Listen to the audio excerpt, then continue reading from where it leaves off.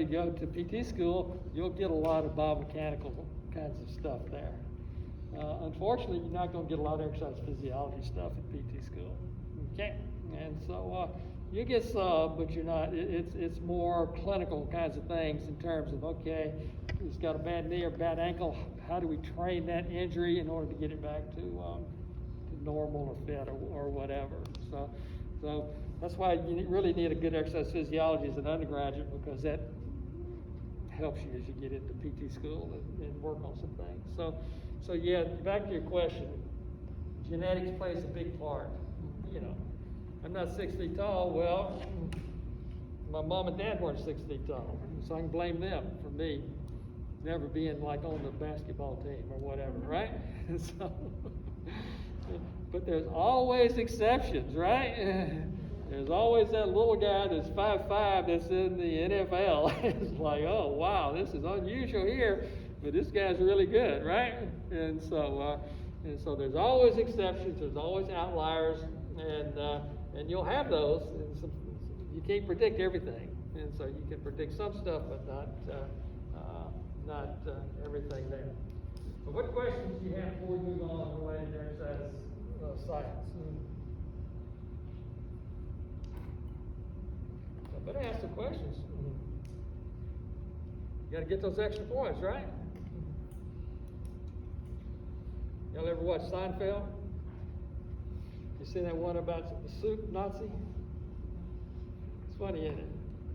No soup for you. No questions, no extra points for you. Right? I'm joking with you, but yeah, you need to get those extra points. So you need to communicate and ask questions, and make sure you're here, make sure you're here on time, and do the kind of things that we had in our syllabus there. And the questions, feel free to ask whatever you want.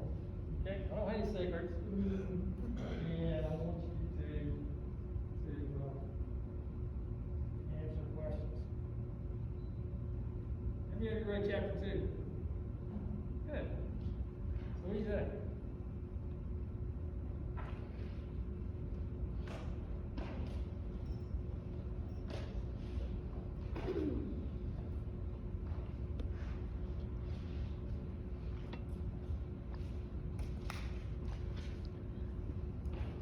So what do you think about chapter 2? I thought it was good. I like how it kind of goes into more detail about how, like it says about deconditioning, and kind of focuses more on the sedentary stuff. Yeah, it's different. It's a little different. They have a lot of statistics in there. Okay. So where do you think they get those statistics from? Studies. Now, if you work for public health, you know what public health is? We have a public health department in downtown Montgomery. They do a lot of different kinds of things. They do hospital stuff. They do WIC programs. That's child nutrition. They do a little bit of all kinds of stuff. Okay. We only have one person for physical activity for the whole state, so which is sort of sad. But they do all kinds of stuff. And what they do is they work with CDC. CDC is the Center for Disease Control. It's in Atlanta, Georgia. And they're always trying to measure things and look at what's the status of COVID, how many people have died from it, how many people exercise, so forth. So they're always doing statistical kinds of things, trying to collect numbers to get data to help them make decisions. So a lot of the information in your book is data from CDC or other organizations in terms of how many sedentary people we have, or how many people are active, how many people aren't active, or whatever. I've done some work for them looking at kids in terms of how active kids are in Alabama. And so we did a bunch of studies and asked them, did some questions, went out to schools, did surveys and so forth, and I can show you the books about that thick on some of the stuff that we collected or whatever. But a lot of the information in that chapter is CDC kind of stuff. Okay, it's probably pretty boring to you, but it's important. It's important for us to know. And if you want to be an epidemiologist, what epidemiologists do?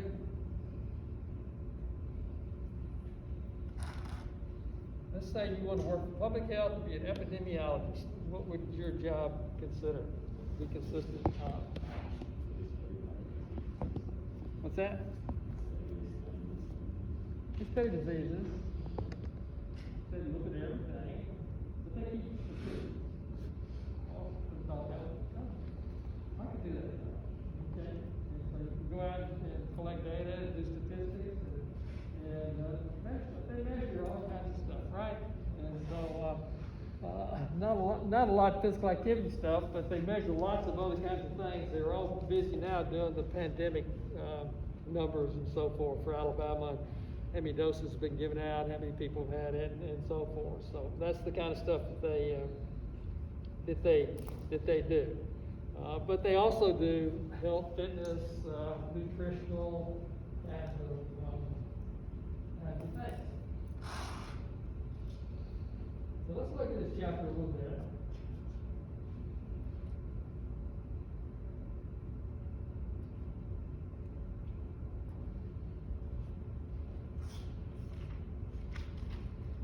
And it talks a little bit about technology.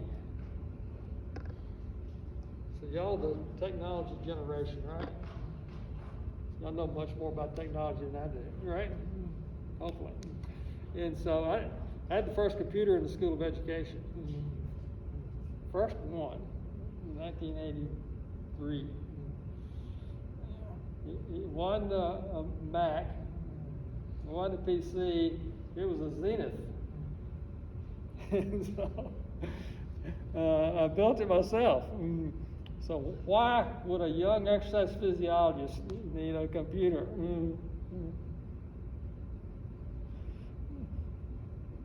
With my classes, we used a calculator. And so we had to do statistics with a calculator. Have you ever done analysis of variance with a calculator? When I was at Alabama, we talked about VO2 max, liters per minute, milliliters per kilogram. Right? Coach Bryant said a football player over there, we put him on a treadmill, and we were measuring his VO2. Okay. And I'd get the numbers. He was run on the treadmill, he'd blow all his air out, and we had a big thing about this big, he'd blow it and go in there and it'd raise up, and then I had to sample all those air samples and look at how much was oxygen, how much was CO2. I'd take all those, I had to measure the barometric pressure, I had to do all this kind of stuff, and it took me an hour just to do like a little 2 or 3 minute portion of that with a calculator. Okay. So then computers came along and I said, wow, this is cool. Now I can put a formula in here and then I can do it really, really quick, right? And not take as long. So yeah, we used calculators. We didn't even have square root. The way to calculate the square root was what's the square root of 4? Let me see, 2 times 2 is, okay, that's 2, and so forth, okay? And so it's all by hand. Before that, they used slide rules.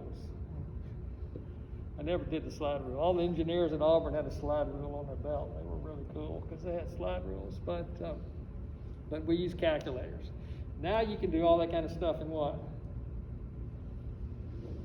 Second, right? SPSS, put numbers in, click, it gives you all that stuff instantly there. So it does it really, really quick. The problem is people aren't as active, right? And so if you're sitting in it, my job is not an active job. If you want to have my job to be fit, you're wasting your time, okay? Because my time is sitting mainly in an office on a computer. Okay, and so if I didn't run this morning, I probably wouldn't get a lot of exercise the rest of the day because it's sedentary. Back in the old days, we had to work, right? My dad got tired of picking cotton and cucumbers and joined the army. Okay, so he had to work. One of my summer jobs, we paved the Interstate 85 from here to the Florida line. So I worked on asphalt crew and so forth. And so had to work, right? It's pretty hot out there in the summers with an asphalt crew, okay? And so everything we did was work, right? Okay? If you didn't work, you didn't eat. So now it's all what? Change. Not a lot of people have to work. And you got all these power tools and everything else. It's all tends to be sedentary. Okay? And so now, what about this? Oh, they deliver your groceries. You got DoorDash. You get your food. You have drive-through. You don't even have to get out of your car, right? And so what does that do to your physical activity level? Lowers it. It's down, right? It goes down, okay? So if you want to get any physical activity, you've got to move, and you got to figure out a way to do that. And then with this COVID stuff, a lot of people have gained weight because they're not as active as they normally are in their inactive day, okay? And so, active transport. Montgomery is awful in terms of active transport. They've got a bike lane out here by the post office. It goes from one street to the next. What good is that, huh? We tried to get the rails to trails years ago, bike thing. The mayor wouldn't put it in because it went through the backyards of some people that told him they didn't want anybody biking on an old railroad track and goes through their neighborhood or whatever. Okay? When we bike, you go up Pike Road to bike, or we go on to Pike Road. Get out as far away from cars as you could possibly go to bike. I've been in the hospital twice with bike accidents and so forth, and so training for triathlons. So active transport is awful here, right? Sidewalks.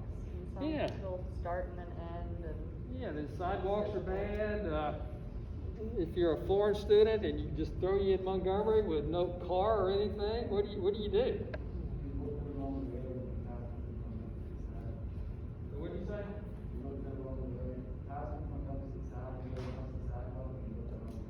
Yeah, you gotta go to Walmart.